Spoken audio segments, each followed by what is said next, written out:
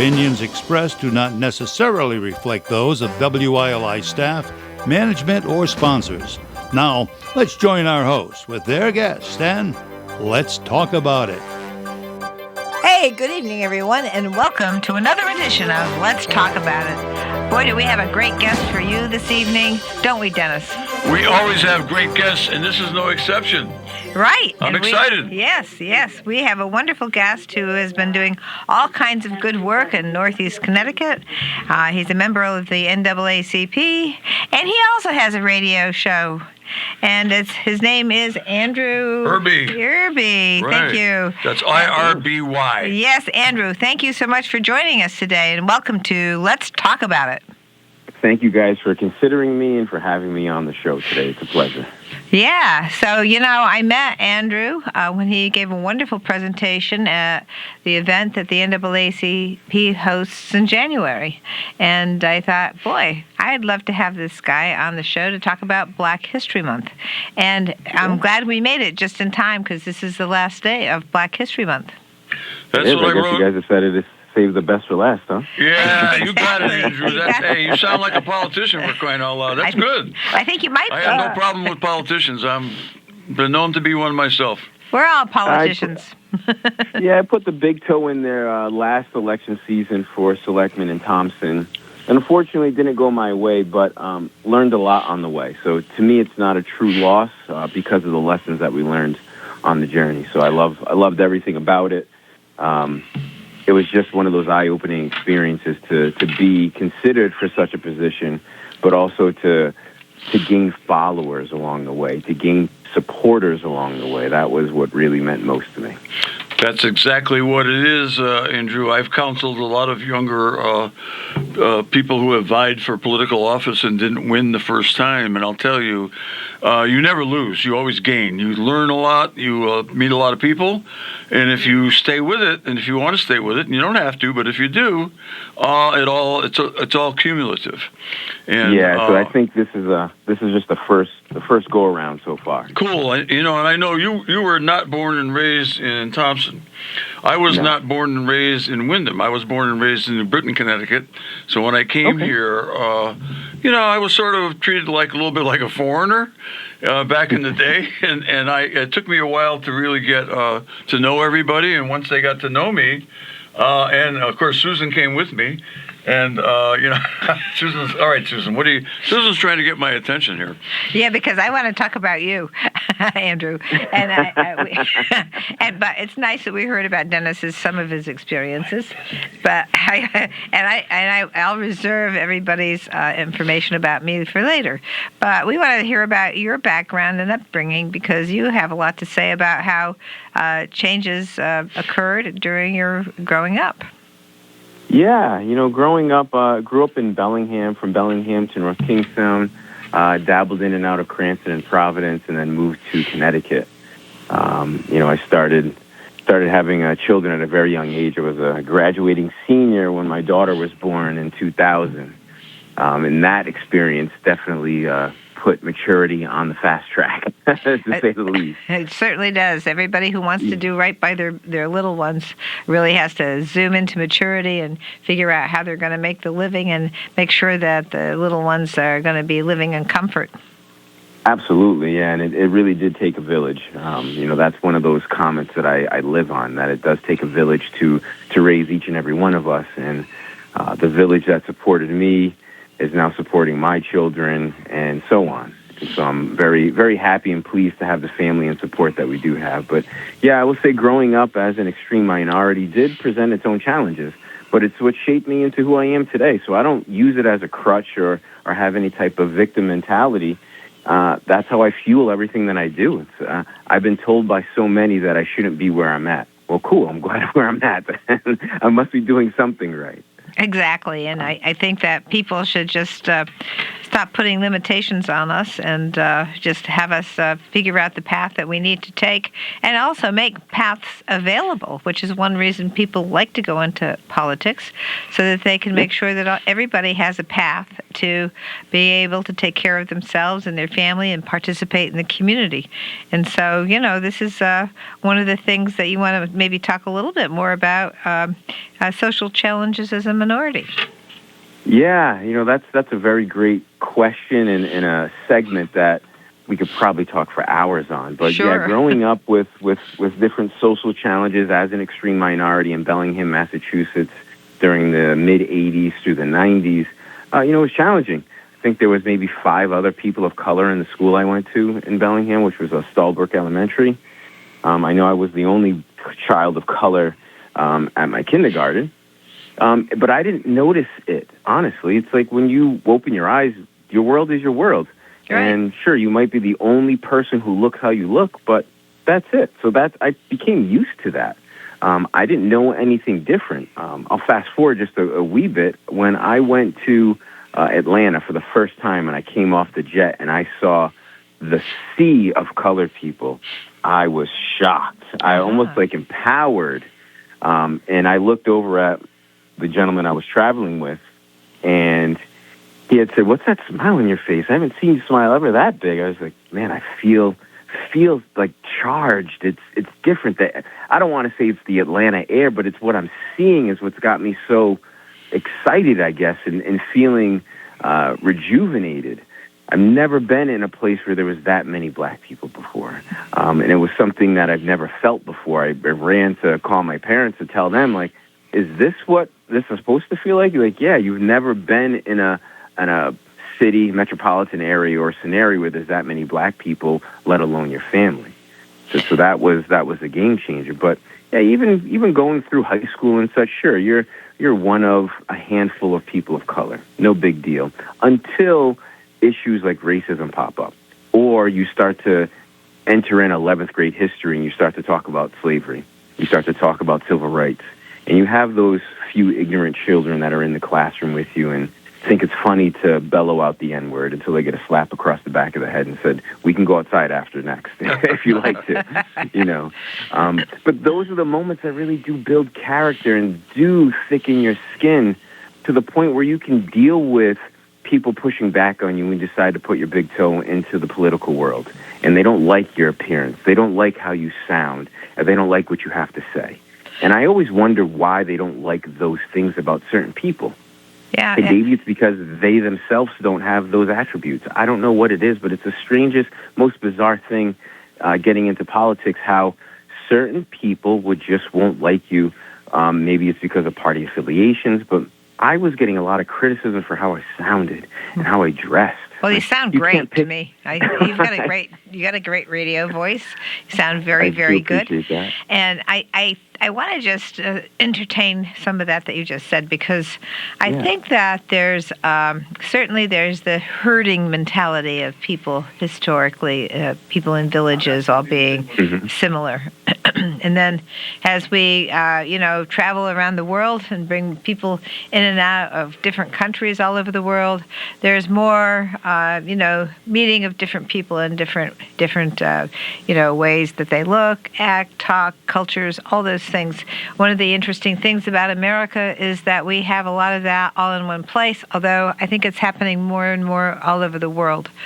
But I think herding is one of the things that occurs with people. It's just kind of a way that they work together, kind of, in a group. But the other thing that I think is very important to express some interest in is the idea of family history, Black history, and the reason we have Black History Month. And these are the kinds of things that I think give everybody a sense of community, whether everybody looks alike or not. Right. I agree with that. Yeah. And Black history is important to all of us. Yes. Black history isn't just to celebrate if you're Black and you get to come into the proverbial Black history room. No, Black history should be celebrated every day. But in February, I'm thankful that we highlight it. And while, I'm still quite young, my mother is a part of said Black history. She was part of the first graduating class of African-American women at Providence College. Wow, that's great. And to me, that's near and dear to my heart when people start to criticize Black history. Like, can't we get on from here? No, why can't we celebrate it? Right. Or the extreme ignorance, well, where's White History Month? Well, isn't every ounce of history that we celebrate that's not Black history, Native American history, white history? Question mark? Yeah, and of course, and as a woman, and a white woman at that, there are a lot of people, whether they're Black women or white women, that are not celebrated for their work as well. Correct. And that's the other thing, too. I want to sit down with my mother at some point and really dive into this a little bit more, because within the Black culture, there's different levels of acceptance depending on your skin tone. And my mother is incredibly light, so I want to know what her experience was growing up, going through some of the civil rights eras, and being part of this first class of African-American women graduating at such a prestigious college in Rhode Island. So I'm curious to see what her level of acceptance was as being a fair-skinned woman, almost appearing white, but not being accepted by whites, and sometimes not being accepted by Blacks because she's not Black enough. And that's some of the phrasing that I heard even going through the campaign by, closer friends. They might have joked with you because you sound polished, you look polished. Well, are you Black enough? And I say that in a joking way, but still it does affect a person when you start to question them and their character. And so I don't want to digress too much, but those are some of the subjects that I'd love to get into in some future conversations, especially with the Black community, even in Black history. Like you said earlier, we have this pack mentality, and some of us can only pack with those who look like us, sound like us, and that's our herd, that's our pack. But for instance, today in America, I'm an American, you're an American. Why can't we be in the same pack? Exactly, and we should be. And that brings me to one more issue, and that is the sense of community that we have. One of the things that we do here with WILI, AM and FM on your radio dial, and with sharing schools, sharing a lot of going to the same stores, all these churches, all these things give us that sense of community where we can have our own pack for people here, either whether you're in Wyndham/Willimantic, Eastern Connecticut, all in the same pack, depending on how you take a look at, the things that we have in common. Yes. Yeah. I love the community aspect. That's really why I got into politics. I want to do the best for our community. I don't want to be the best. I want to do the best for our community. And sometimes when you get into politics, a lot of it's self-serving, but I always put my best foot forward to do best for others and put myself last. It wasn't about having a picture on a billboard or being voted into office saying, look what I did. No, it's look what we can do together as a community. And I mention that because there were those who opposed me when I was running and said, well, I'm doing this for my community. Well, let me stop you right there. Am I not part of that community? I live in town. If you're for the town and I'm bringing ideas that you think are great, why would you oppose me? Especially if you're so in favor of said community. So I scratch my head on some of the rationale that people come up with to defend their actions when they do things that disrupt our community. And my community is a little different. My community stretches over the border into Rhode Island, covers most of Rhode Island, and goes all the way into Connecticut down into Wyndham. That's my community. Your community can be what it is, but what's so wrong with mine being so large? I affect, touch, see, and help people along the way, regardless if it's, hey, let me get your name and number, and I'm going to give it to somebody who's looking for help if you need help, whether it's employment help, whether it's housing help, whatever it may be, but let me help you. I don't care what you look like. I don't care what party affiliation it is. I don't care what your tax returns are. If you're a good person, you want some help, call me. I'm here to help. Well, I just wanted to say that, a lot of people, when you get involved in local politics in your community, I think people who do that generally are people who see the community as their family. Some people's definition of family is only the people who live in their home. But I think I and Susan have been, we've been working really hard for the benefit of the entire community here for a long time. And I just see, I want to live in a community that's thriving, where people like each other, where people are doing well economically, and we work towards that. I think that's the same kind of feeling you have up in Thompson, which is wonderful. Absolutely, absolutely, and that's why I was scratching my head so when people would say some of the things they said. Like, I am not a perfect human being. I made plenty of mistakes growing up, but I think all of us growing up, to get to where you're at today, you have to make mistakes, because how else can you learn? To me, mistakes really do shape our character.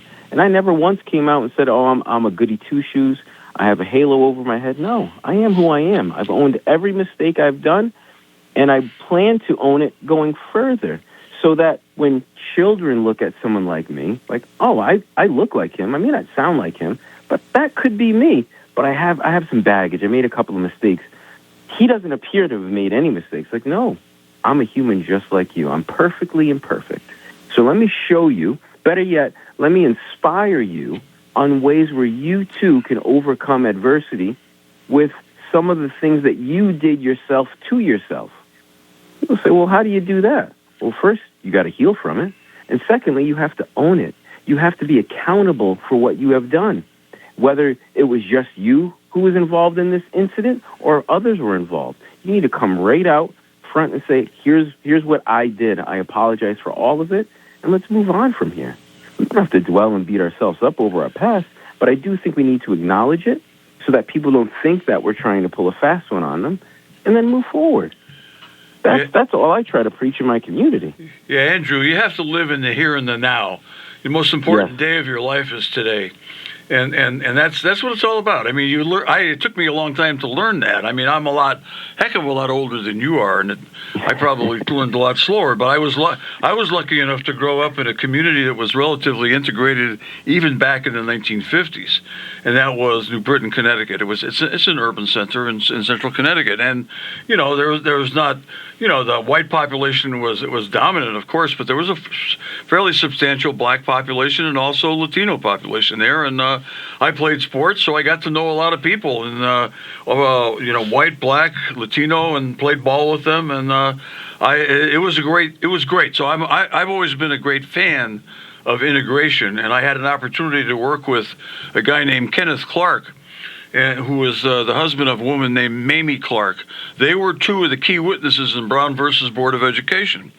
And I was serving as a lawyer in a civil rights case involving a town in Connecticut, and we were legal aid lawyers, and the Justice Department came in and helped us out with the case, and they hired Kenneth Clark, not Mamie, but Kenneth Clark, the husband. He's long since passed away. But I had a chance to go to lunch with him and talk to him, and he's a strong advocate for the importance of integration in schools and everywhere else, because you can't, you appreciate people a lot more when you live around them and you get to understand them, and you realize that we're all the same generally, and I think that was a great experience for me.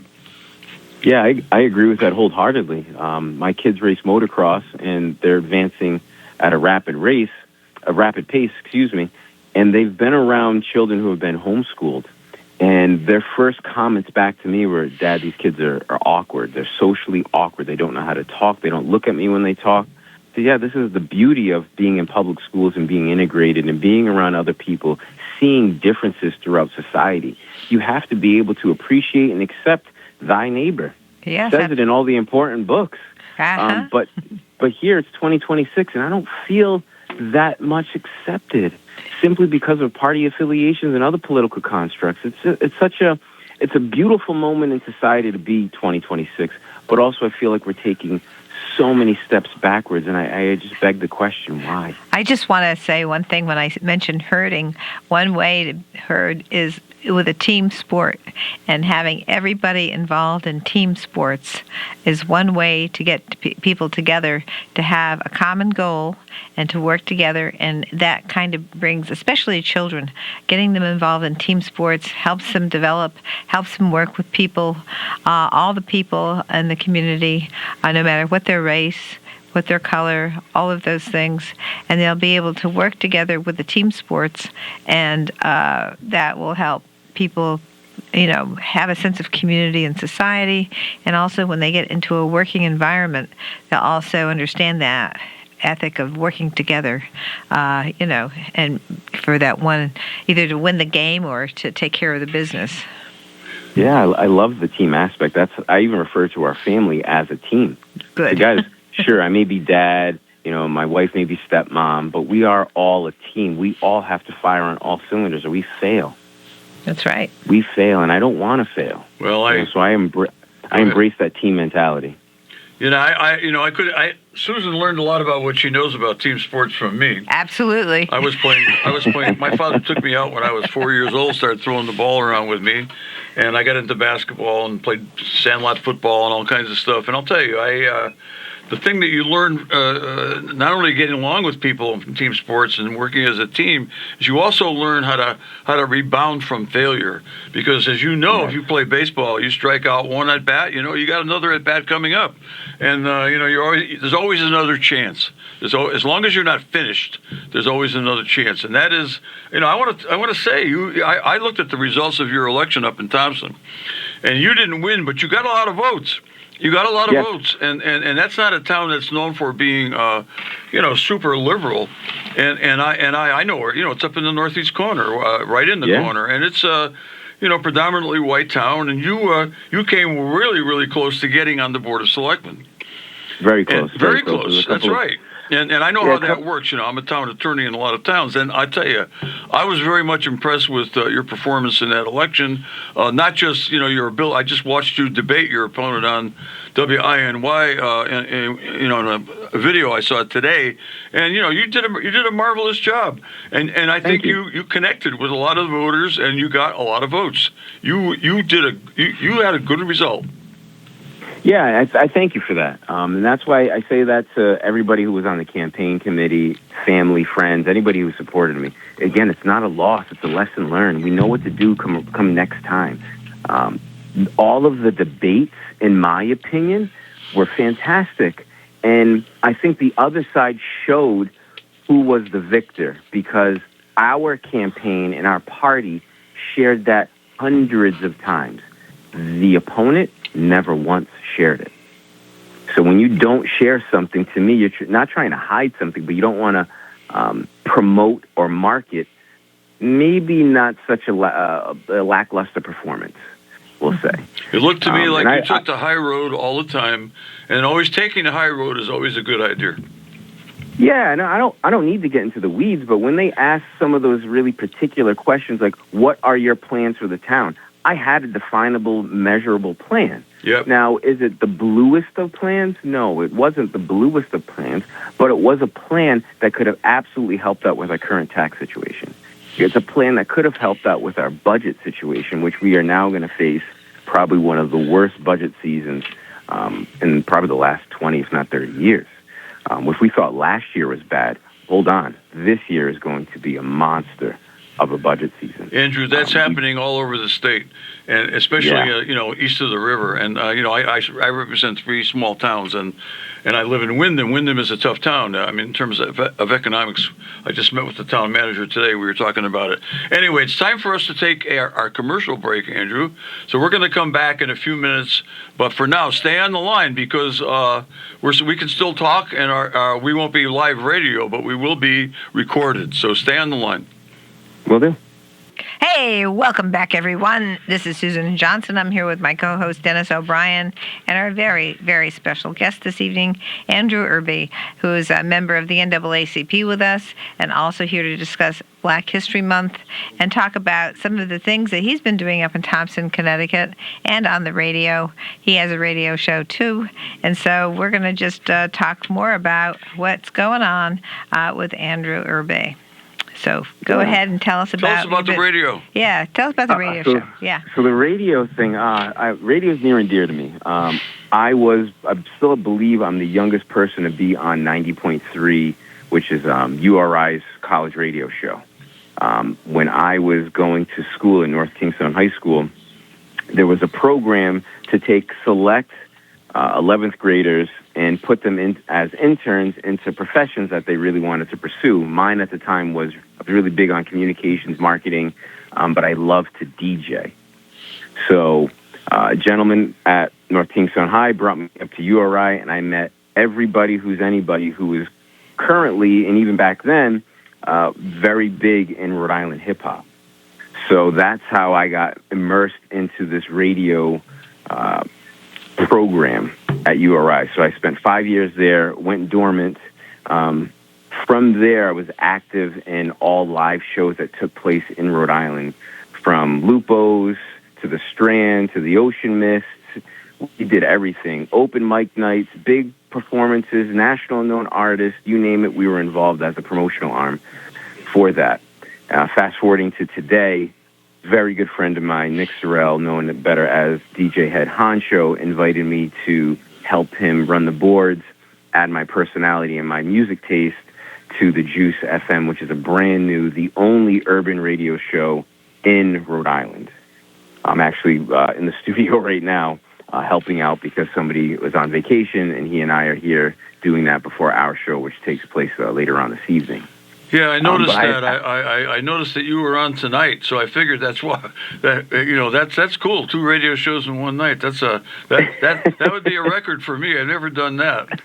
It's a first for me as well. Cool. That's cool. We're glad to be part of it. Yeah, we'll have to do some more of this.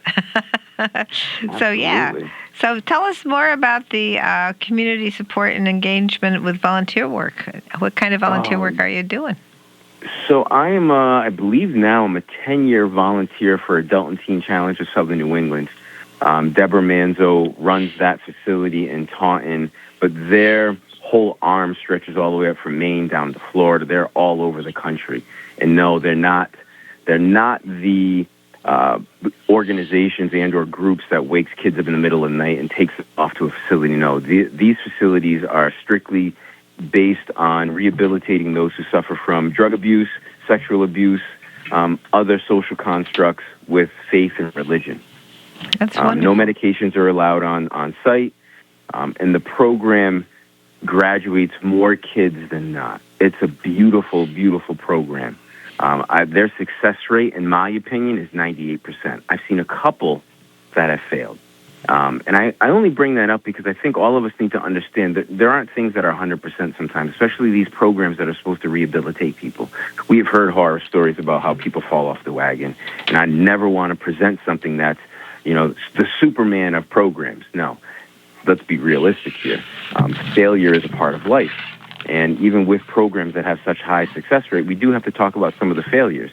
This one in particular, I've only seen 2 women because the chapter here in Southern New England is a women's chapter. There is a men's chapter, I believe, in Brockton, and another one in Worcester. If anybody needs help, can absolutely get them involved. But beyond the failures, their success rate is beautiful. I've seen women come into their facility missing every tooth in their mouth because of drug addiction, because of living on the streets, homelessness. And then they graduate a reformed, changed person. A beautiful human being is walking out of their facility, getting ready to contribute back to society, to continue on believing in the faith that they've adopted through the program. So that's one piece of it. And about a year ago, I got introduced to a group called Communities for People. They're based out of Boston, but have a branch in Rhode Island. I believe they're trying to get into Connecticut and other new areas. But what they do is they work with DCYF of Rhode Island and their foster program. And the reason why I got involved, I was at a networking event, and the woman that was presenting this said, out of the 2,000 children in foster care, 50% will end up homeless on the street. And I said, oh, nope, you won me. I'm done. Sign me up. What do we got to do to help out the kids? So I've had 2 mentees. My current mentee is a 17-year-old. He is a U.S. citizen, but home out of Guatemala. Beautiful, beautiful soul. Just a troubled childhood. Father had passed due to an accidental overdose. Mother's been deported. So now he's here in the system with nobody, by himself. He's got a couple of siblings, rarely gets to see them. But I want to be able to be his crutch, his friend that's not a staff member, somebody who he can talk to candidly, openly, honestly, and get true real-life advice. he's asked me some questions, and I've given him very much a dad response. So listen, I'll dial it back a little bit if you don't like this type of communication, but I do think it's important as a young man that you do have a firm man figure in your life to guide you through some of the challenges that may be facing, that may be coming up your way days from now, years, months, weeks from now. We don't know. So our latest hurdle is trying to get him to graduate and get his GED. I'm trying my hardest in the most positive way to encourage him to get his diploma, but he dislikes school so much that he would rather do the online course and get his GED. Well, it's wonderful work that you're doing, and I just want to say that one of the things our society has failed at is providing access to rehabilitation facilities for people who have suffered these kinds of problems. And we have failed to recognize the fact that most of the difficulty with respect to the drug addiction has to do with how people's neurology is set up.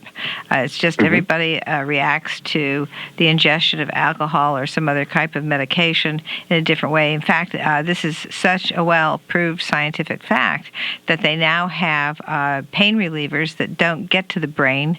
They stop the pain before it goes into the brain so that the addiction isn't triggered. Because so many kids get addicted because they get an injury in sports or an injury somewhere else, and and then they have that and they suffer with it for years and years and years, if not forever. So having the understanding that this is a brain, it's just the brain is part of the body, yoo-hoo, and and we've got to stop separating the brain from saying medical and psychological. It's all medical. It's all medical. It's not. There should be no division there, Dennis. I agree. Yeah, it's my turn now. I served for 12 years as a judge in the children's court, the children's probate court, and what I'm hearing from you is fantastic. There's a tremendous need for that kind of mentoring, and I love the word you used, mentee. I don't know if that's a real word, but I've used it myself. I don't know, but it's great. It describes it perfectly. And what you're doing for that kid is just amazing, because it's too bad not every kid is in that situation has somebody there like you. But all you can do is your best. All you can do is what you can do to help anyone who is needy. And that's really that's the one thing we love about our town here in Windham, is that Windham is a town that welcomes everybody, and there's always somebody there here to help. If somebody cries out for help and needs it, we really have a lot of people that are willing to do that. And so you would love it here. I think you're going to turn Thompson around into that kind of place, and I think it's probably got a lot of great things that we don't have. But we're lucky. We're here near UConn. Eastern Connecticut State University is here. That gives us an edge to some extent. Anyway, this is I don't know what else you got on the. Well, I just wanted to go back into a little bit about family history, because I think that one of the things we had Black History Month at the Capitol today with the combination of the group that deals with women, minorities and elderly people, and that's a nice conglomeration of people who get together every month to talk about policy for the legislature. But they had Black History Month today too, so I felt pretty good that I was going to have you on the radio to discuss that as well. One of the things that they got into was the sense of multi-generational sense of family and community and history, and I just didn't know if you had some information about that from your experiences, from your mom's experience being the first Black woman to graduate from Providence College, and this is so I just thought maybe you would like to talk a little bit about that, because being able part of Black history, and at least from my perspective, is getting back in touch with your family and your roots. Yeah, so I personally haven't done that. That is something on my agenda for this year. So in the next week, I'm actually filming a piece called Black History Alive, where I'll be interviewing those in the Windham area that have strong roots of Black history and going back.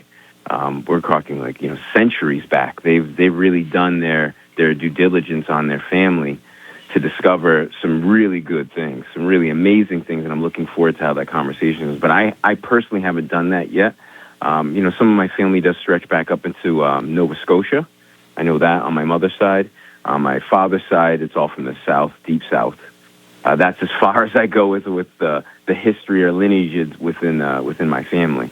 Well, listening to Pat Wilson Phineas's her work over the last couple of years about her family coming through Guilford, exploring different black families that came here as slaves, and then have done such amazing changes and work and be part of the community.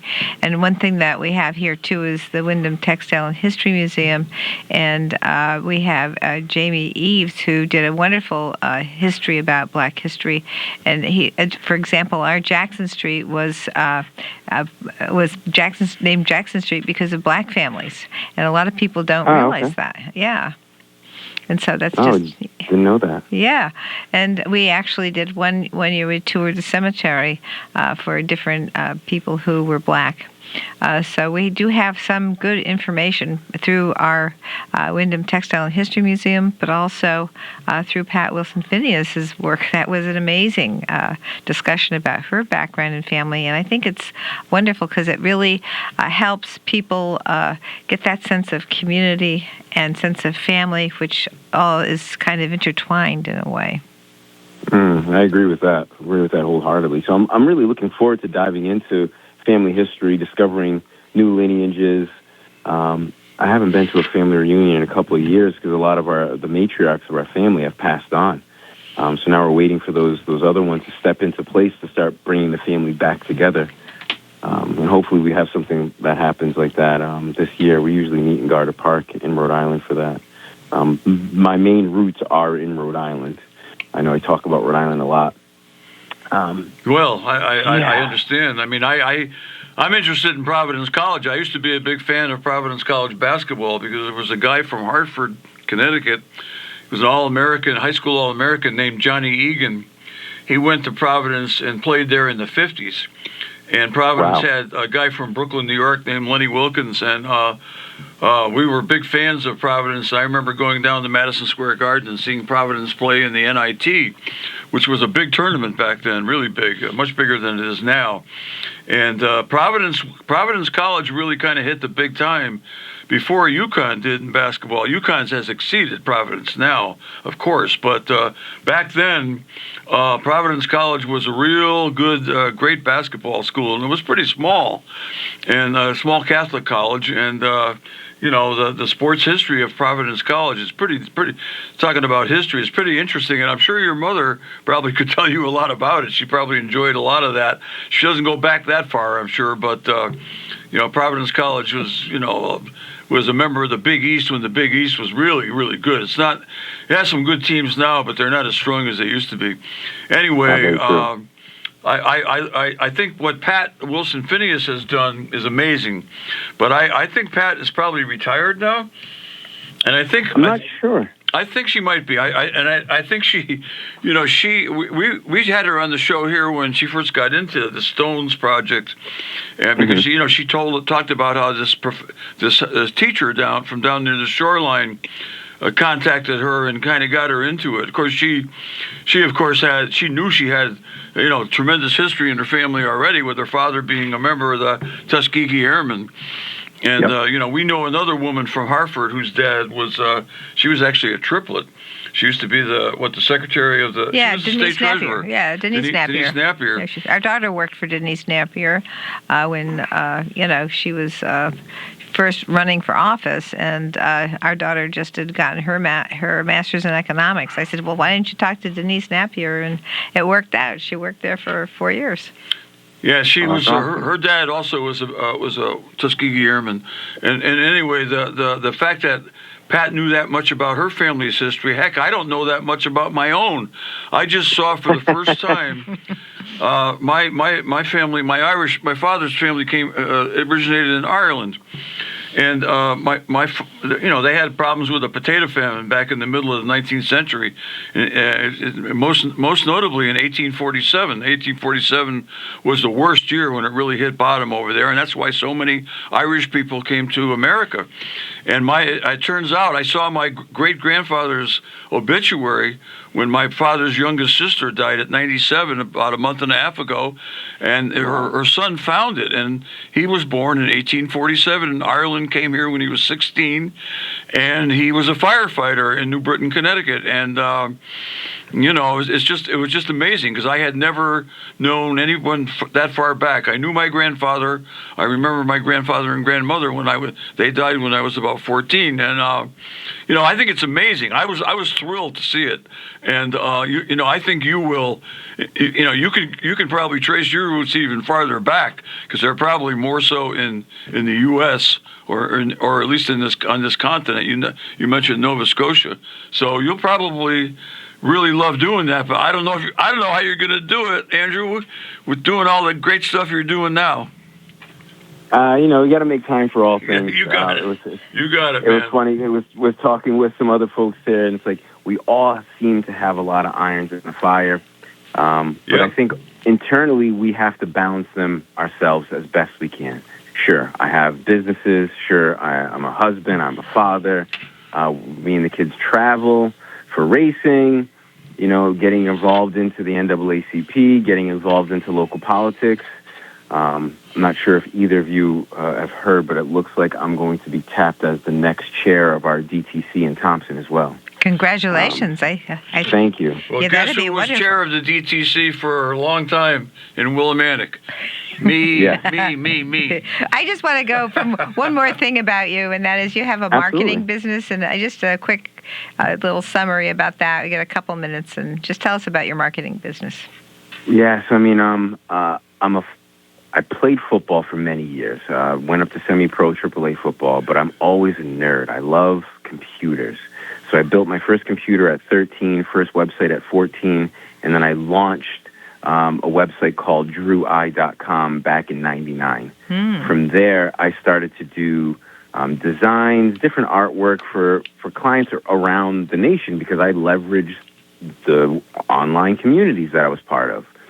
From there, I've since redefined it to Marketing by Andrew, and now we do everything from your traditional marketing to all of your digital marketing. But the thing with me is I don't need any help from anybody else to do what I do. I shoot my own content, draft my own posts, and I do it all in-house internally. So I keep the overhead incredibly low so my price points for my clients can be low so that I can ensure a positive ROI. And I'm focused more on an ROI than anything. Wonderful. So some of the best stories that I have are would always harp and go to don't use stock photography for your business. Show your business. Don't be afraid to show people what you can do. And some people will say, well, I don't think it looks good. Well, I beg to differ, and I think the world might beg to differ. So there was a restaurant in Rhode Island called Wings on 5. They've since gone out of business. But while we were doing marketing, they were struggling to get over an average sale of $1,200 per day. And all they did was chicken wings and craft beer.